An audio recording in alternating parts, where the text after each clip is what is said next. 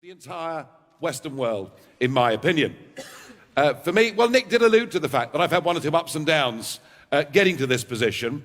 But for me, yeah, it's been a 25-year journey. I was a businessman. I got into politics because I felt that our political class were completely out of touch with the people, frankly, that drank in my village pub. Just ordinary folk who were all pro-European, but none of whom actually wanted us to be governed from Brussels. So that was my motivation to get involved in this. And I think, yeah, 2016 has been the year of political revolution. It's been the year of the outsiders.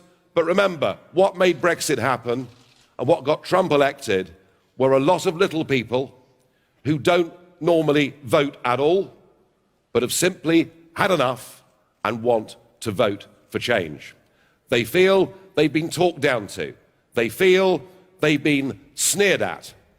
And I think what this conference needs to face up to is it's not just the political class that increasingly is treated with contempt by the broader public across the West. Actually, the national broadcasters are becoming, and the rest of the media too, are being, I'm afraid, viewed in the same way. You are now on a par with the political class. How about that? It's not a great place to be, is it? And the internet poses you a real challenge. Now, let me be clear. The internet, from my perspective, we would never, ever have got UKIP off the ground. We would never have been any more than a little fringe party had it not been for YouTube taking off in 2007 and 2008. At a time when whatever I did in the European Parliament in Brussels or Strasbourg, and those that have seen what I do there, I make very helpful, some big issues that you guys need to think very hard about. The European question is one of them. We've shown with Brexit what is possible, and there are now many countries across the European Union seriously questioning their future in this project. I think in terms of immigration, I think you're still, many of you, covering this subject in the way that anyone that dares to raise the issue somehow has malevolent intentions underneath, which in the vast majority of cases simply isn't true. I think the coverage of radical Islam is another area where you're completely losing touch with vast swathes of your own population. In fact, it happens in politics too. Dear Hillary couldn't even bring herself to say radical Islam. She couldn't even use the term. And lastly, where I believe you're really getting completely out of touch is on your coverage of the issue of climate change. And I say this with particular reference to the wind industry.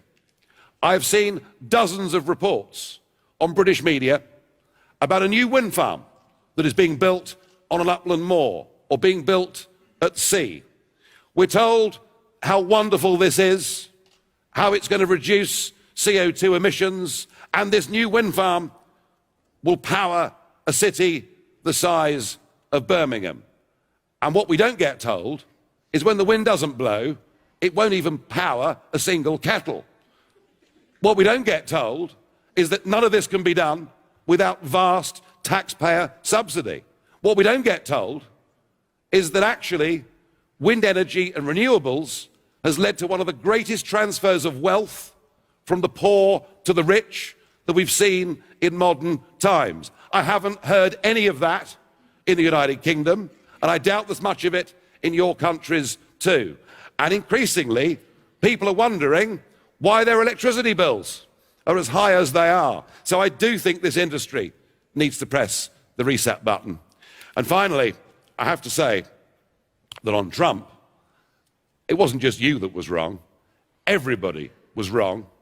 But I had a very good bet at 5-1, and I've enjoyed 2016, even if you haven't. You have got to change. Otherwise, you'll come back here in 5 years' time, and there'll be fewer of you. Thank you. You didn't frankly have the balls to put country before party.